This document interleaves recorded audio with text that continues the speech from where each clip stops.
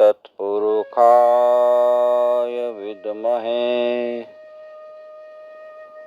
महादेवाय धीमहि तन्नो रुद्र प्रचोदयात्।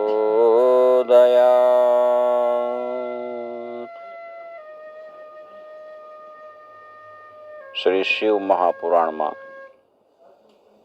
कोटि रुद्र संहिता। यो तत्ते निजमाययेव भुवनाकारं विकारो जीजतो यस्याहुः करुणाकटाक्षविभवो स्वर्गापवर्गाभिधो प्रत्यग्बोधसुखाद्रयं हृदि सदा पश्यति यं योगिनो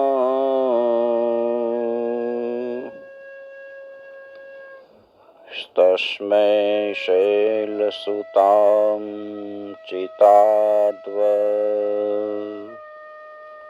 वपुषे शश्वन्नमस्ते जसे।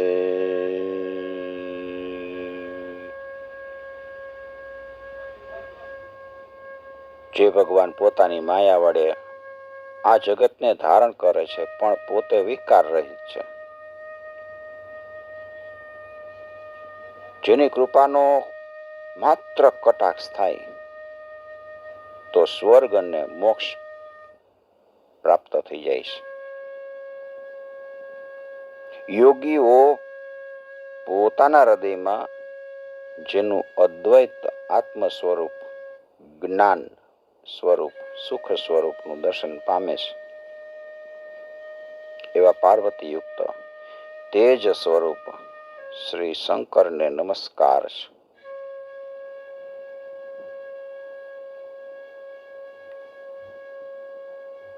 મુનિઓની સભામાં સૂતજી બેઠા છે. શિવ પુરાણની કથાઓ કહે છે, મુનિઓ કહે છે કે હે સૂતજી, શિવ અવતારોનું તમે સારી રીતે વર્ણન કર્યું. અમે બહુ આનંદ પામ્યા છીએ. શિવ ભક્તોમાં તમે શ્રેષ્ઠ છો. તમારા મુખમાંથી શિવના યશરૂપી અમૃત અમે સાંભળી છીએ. અમને હજી તૃપ્ત નથી થતી. તમે જે શિવલિંગો અને જ્યોતિર્લિંગો કીધા એ બધા દિવ્ય છે. એનો મહિમા શું છે એ અમારે જાણવું છે. સૂતજી કહે છે, તમે ધન્ય છો. તમારી ઈચ્છા મુજબ જ્યોતિર્લિંગો સહિત શિવલિંગોનું મહાત્મા હું તમને કહું છું.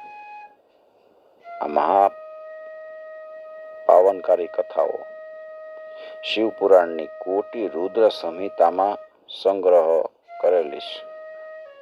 મારા માતા પિતા પાસેથી હું ભણ્યો છું, એ તમને કહું. શિવલિંગોની ગણતરી તો થઈ શકે એમ નથી, કારણ કે આખી પૃથ્વી લિંગમય છે. બધાય તીર્થો લિંગમય છે અને લિંગના આધારે જગત ટકી રહ્યું છે. જે કાંઈ દેખાય છે ને વર્ણવાય છે, અગર તો કલ્પના કરાય છે, એ બધું શિવમય જ છે. શિવથી બીજું કાંઈ જુદું નથી. પૃથ્વી ઉપર સ્વર્ગ, પાતાળ બધી જગ્યાએ શિવલિંગો રહેલા છે. મનુષ્યો, દેવો અને અસુરો પણ શિવને જ પૂજે છે. લોકો ભક્તિપૂર્વક ભગવાન શિવનું જ્યાં જ્યાં સ્મરણ કર્યું છે ત્યાં ત્યાં તેઓ પ્રગટ થઈ અને લિંગ રૂપે રહ્યા છે. અને એ લિંગ સ્વરૂપ શિવનું પૂજન કરી ભક્તો સિદ્ધિ પામી જાય છે. શિવલિંગોનું મહાત્મ્યમાં શતરુદ્રના છેલ્લા અધ્યાયમાં 12 જ્યોતિર્લિંગની કથા સાંભળી. એમાં પહેલું સૌરાષ્ટ્રમાં સોમનાથ, બીજું શ્રી શૈલ ઉપર મલ્લિકાર્જુન, ત્રીજું ઉજ્જૈનીમાં મહાકાલ, ચોથી શિવલિંગ ઓમકારમાં પરમેશ્વર, પાંચમી શિવલિંગ હિમાલય ઉપર કેદારેશ્વર, છઠ્ઠી ડાકિનીમાં ભીમશંકર, સાતમી કાશીમાં વિશ્વનાથ, આઠમી ગૌતમી કિનારે ત્રંબકેશ્વર, નવમી ચિત્તાભૂમિ ઉપર વૈદ્યનાથ, 10મી દારૂકવનમાં નાગેશ્વર, 11મી સેતુબંધ ઉપર રામેશ્વર અને 12મી શિવાલયમાં ધૂસ્મેશ્વર. આ 12 જ્યોતિર્લિંગોના નામનું સવારે સ્મરણ કરવાથી બધાય પાપ નાશ પામી જાય. કામનાવાળા હોય એ લોકો જો આનું નામ સ્મરણ કરે તો એની કામના સિદ્ધ થાય. નિષ્કામ લોકો જો આનું સ્મરણ કરે તો એને મોક્ષ પ્રાપ્ત થઈ જાય. આ 12 શિવલિંગ છે ને, એનું જ્યોતિર્લિંગો છે.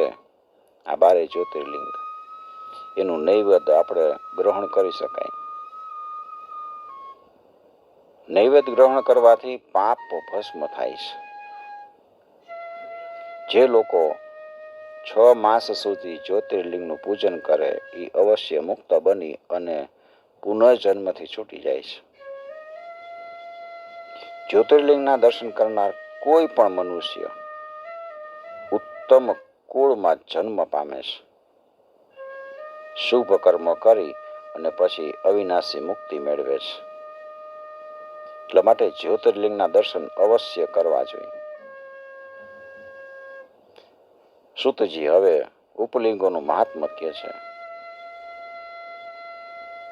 સોમનાથનું જે ઉપરલિંગ છે એ અંતકેશ્વર કહેવાય છે. મલ્લિકાર્જુનનું ઉપલિંગ રુદ્રેશ્વર છે. મહાકાલનું ઉપલિંગ દુગ્ધેશ્વર છે. ઓમકારનું ઉપરલિંગ કરદમેશ્વર કહેવાય છે, જે બિંદુ સરોવર ઉપર છે. કેદારેશ્વરનું ઉપરલિંગ ભૂતેશ્વર છે. ભીમશંકરનું ઉપરલિંગ ભીમેશ્વર છે. નાગેશ્વરનું ઉપરલિંગ ભૂતેશ્વર છે. એ સરસ્વતી નદીના કિનારે આવ્યું છે.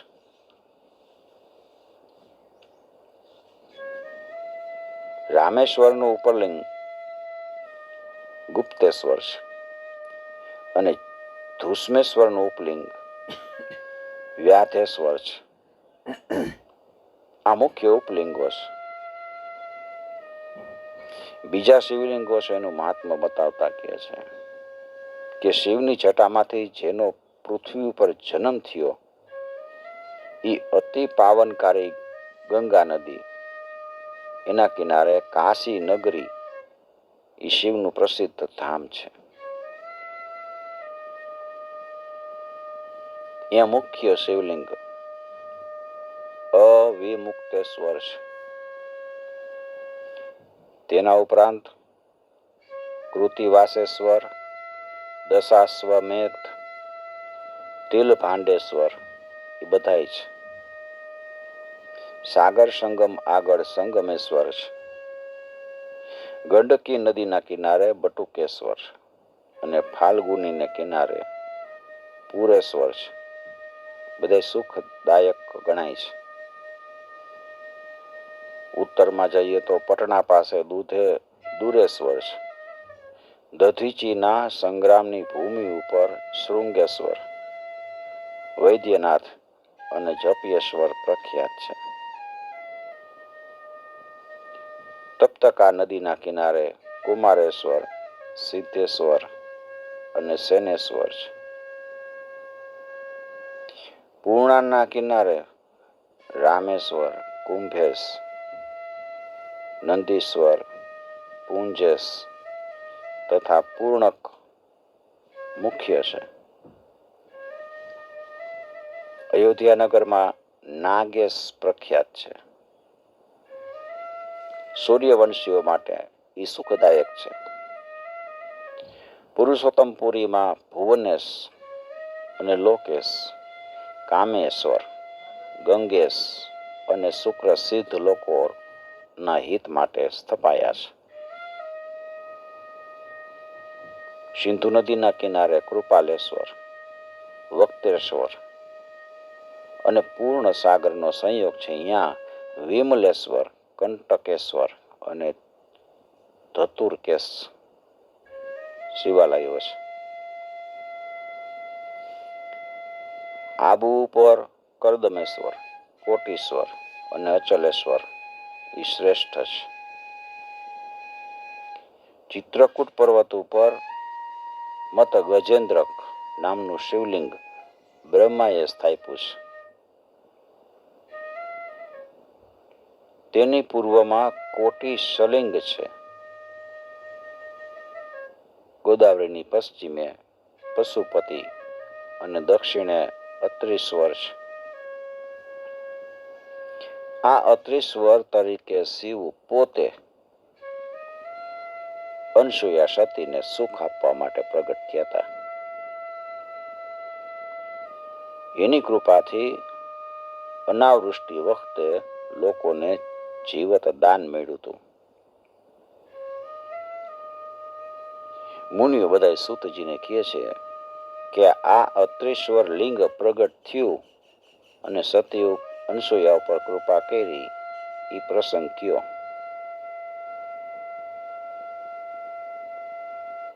સૂતજી કહે છે કે મુનિઓ, શિવકથા સાંભળવામાં તમારો ભાવ ઉત્તમ છે. દક્ષિણ દિશામાં ચિત્રકૂટ પાસે કામદ નામે વન છે. અહીંયા સત્પુરુષો તપ કરે. દેવયોગે અહીંયા 100 વર્ષ સુધી અનાવૃષ્ટિ થઈ. એટલે સર્વ પ્રાણીઓ દુઃખી થઈ ગયા. વૃક્ષો બધા સુકાઈ ગયા. પાણી ક્યાંય મળતું નથી. કઠોર વાયરા વાય હાહાકાર થઈ ગયો. સૃષ્ટિનો સંહાર કાળ નજીક આવ્યો હોય ને એવું દેખાતું હતું. 100 વર્ષ સુધી પાણી જ વેરશું નહીં, દુકાળ જેવું.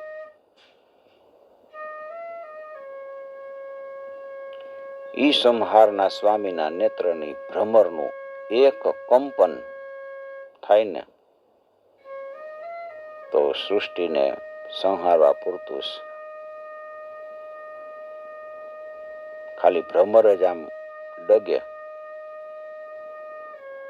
ત્યાં તો પૃથ્વીનો વિનાશ થઈ જાય. કવિ મેઘાણીએ ગાયું છે,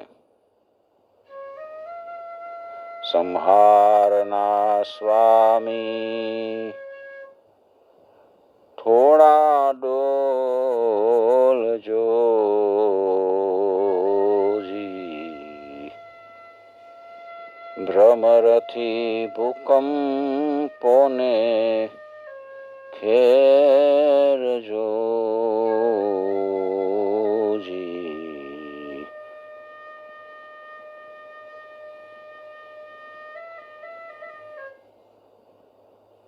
પ્રકૃતિ માત્ર સૃષ્ટિ લય હોય. જરાક પ્રકૃતિ ડગે ત્યાં તો સૃષ્ટિનો લય થઈ જાય.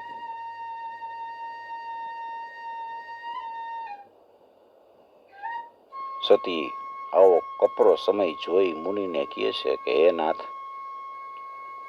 મારાથી આવું દુઃખ નથી જોવાતું. અત્રિ મુનિ તો જ્ઞાની છે. સમાધિ લગાવીને શિવનું ધ્યાન કર્યું. ગુરુને ધ્યાનમાં બેહી ગયેલા જોઈને શિષ્યો પણ એને છોડીને દૂર જતા રહ્યા. કારણ કે હવે અહીંયા રહી તો શિષ્યો છે એ ગુરુને ખલેલ પહોંચાડે. ખલેલ તો પહોંચાડાય નહીં, જતા રહ્યા દૂર. એકલા સતી અનસૂયાએ ધ્યાનસ્થ મુનિની સેવા કરી. સતીએ પાર્થિવ શિવલિંગ કરી એની માનસ પૂજા કરવા માંડી. સતીનો પ્રભાવ એવો હતો કે એકલા હતા છતાંય કોઈ અસુર એને હેરાન કરી શકતો નહોતો. કેટલો સતીનો પ્રભાવ. મહામુનિ અત્રિ છે એ ધ્યાનમાં જ રહે અને સતી છે એ પતિની સેવા કરી રાખે. એના પ્રભાવથી તો દેવતાઓ પણ એના દર્શન કરવા આવે છે. દેવો, બીજા ઋષિઓ બધા ચર્ચા કરે કે આ બેમાં શ્રેષ્ઠ કોણ? અત્રિનું તપ શ્રેષ્ઠ છે કે અનસૂયાની ભક્તિ? બેના વખાણ કરે. બધા દેવો એના દર્શન કરીને વખાણ કરીને ગયા, પણ શંકર અને ગંગા અહીંયા રોકાણા. એકવાર અત્રિ મુનિ સમાધિમાંથી જાગ્યા અને એને પાણી માંગ્યું. સતી અનસૂયા કમંડલ લઈ અને પાણીની શોધમાં નીકળે છે. વિચારતા હતા કે હો વરસ અહીંયા દુકાળ છે, મારે પાણી લઈ આવવું ક્યાંથી? ત્યાં તો એની પાછળ પાછળ ગંગાજી આવે છે. કહે છે કે દેવી, હું તમારા ઉપર પ્રસન્ન થઈ છું.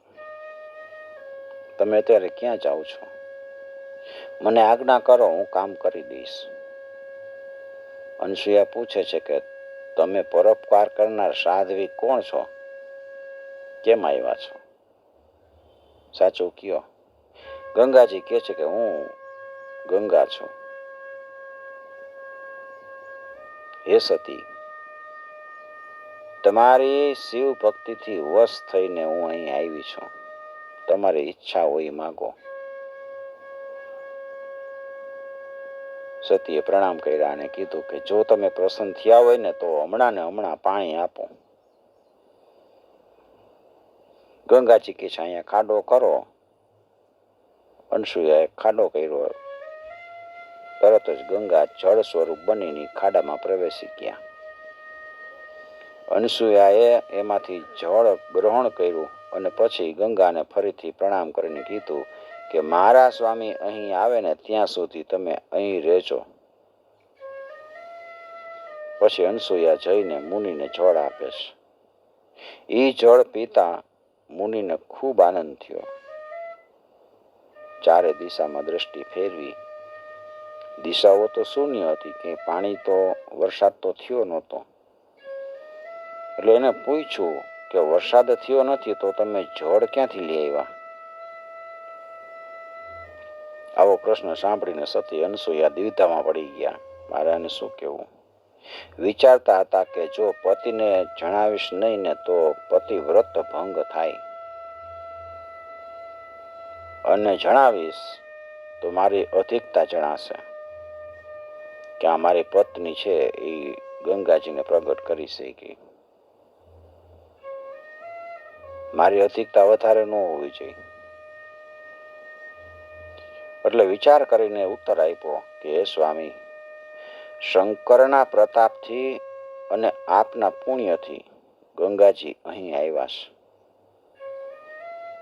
આ એનું જળ છે.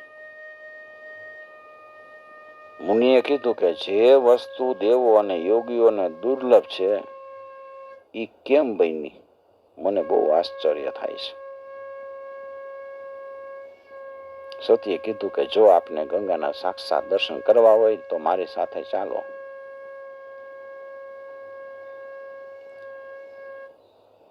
અત્રિ અનસૂયા ગંગા પ્રગટ થયા હતા તે સ્થળે ગયા.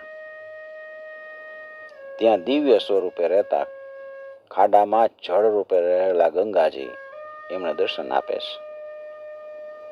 મુનિએ ગંગાજીની સ્તુતિ કરી છે. નમો ગંગે મહાતુંગે ત્રિવિક્રમ પદોપદ ભવે. નમો ગંગે મહાતુંગે ત્રિવિમક્ર પદોદ ભવે. જય શંભો શિરસંસ્થે મંદાકિની નમોસ્તુતે પવિત્રે પુણ્યદેશાન્તે હિમવચ્છિષકરોદ્ભવે ત્રિમાર્ગે ચ ત્રિલોકસ્થે त्रैविद्ये च नमोस्तुते त्रिवेणी त्रिदिवस्थे च त्रिलोचन जटोद्भवे जलदे संभृताम्बोधे जहन्नुफन्ये नमोस्तुते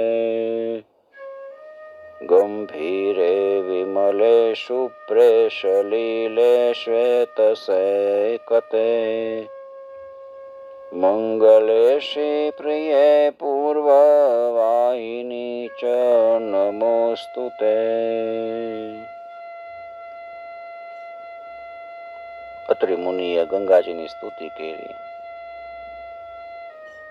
મુનિ અને અનસૂયા ત્યાં ગંગાજળમાં નાહ્યા, ધન્ય બની ગયા. પછી ગંગાજીએ પોતાના સ્થાને જવાની ઈચ્છા કરી કે હું જાઉં.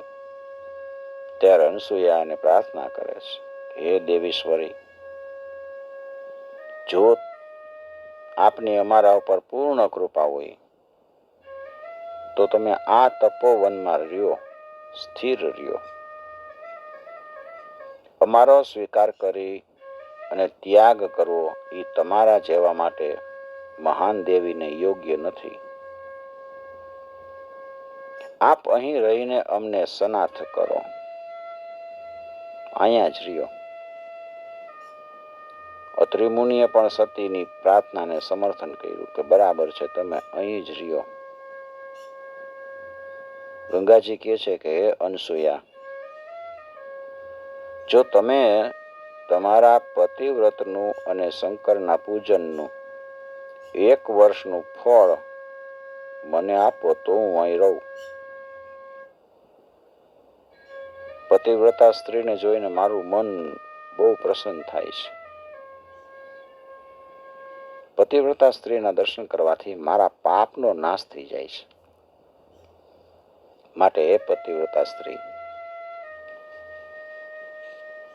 સતી, તમે જો લોક કલ્યાણ ઈચ્છતા હોય તો મને તમારું 1 વર્ષનું પતિવ્રતનું ફળ આપો.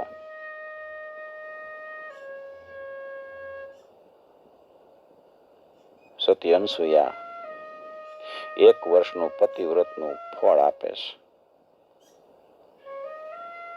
જેવું સતી અનસૂયાએ ગંગાને પોતાનું પુણ્ય અર્પણ કર્યું તેવા તેના પાર્થિવ લિંગમાંથી શંભુ પ્રગટ થયા. 5 મુખવાળા ભગવાન શિવના દર્શન થતા જ મુનિ અને સતી એના ચરણમાં વંદન કરે છે. યથોચિત પૂજન કર્યું. શંકર કહે છે કે તમારી ભક્તિ જોઈને હું પ્રસન્ન થયો છું, વરદાન માગો.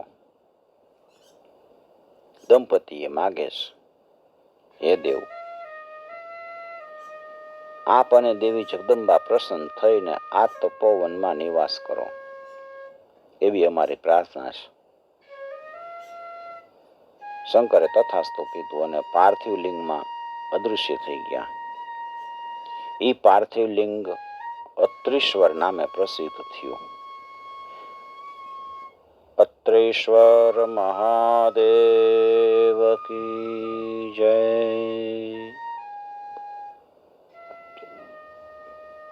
ત્યાં ગંગાજીનું જળ પણ અખૂટ વહ્યા કરે છે. અનસૂયાએ ખાડો ખોદ્યો તો એ માત્ર 1 હાથ ઊંડો છે.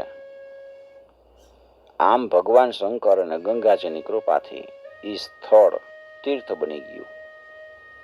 ત્યાં બ્રાહ્મણો પાછા આવીને વસવા લાગ્યા છે. ગંગાજીની આસપાસ જાઓ તો તમને ત્યાં જવ અને ડાંગર ઉગી નીકળેલા દેખાય.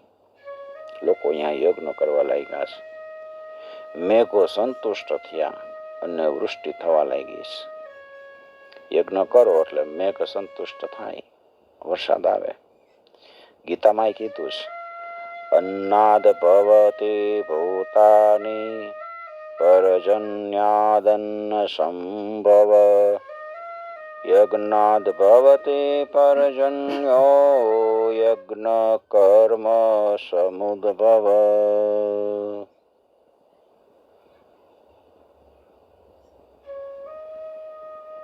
વરસાદ થયો અને સર્વત્ર આનંદ આનંદ થઈ ગયો. લોકો બધા સુખી થયા.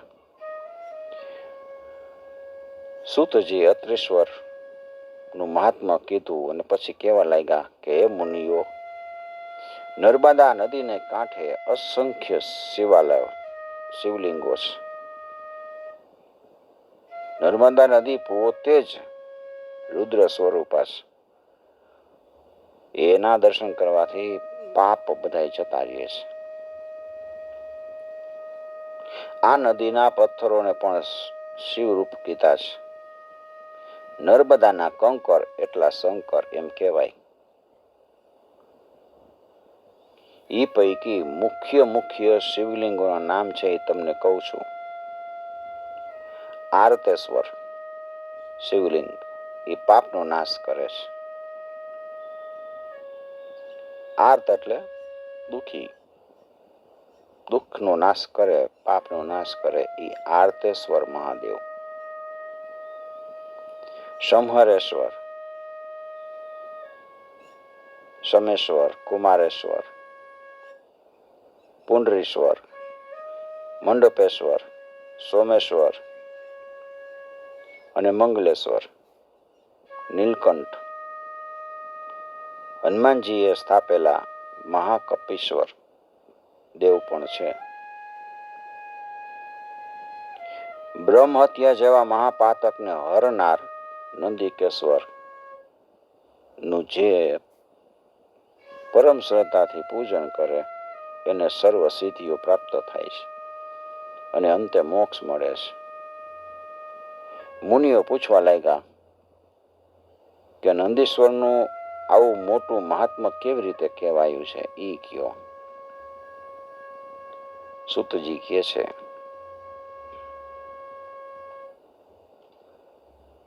ઈ કથા આપણે આગળ કહેશું. ઓમ નમો શિવાય.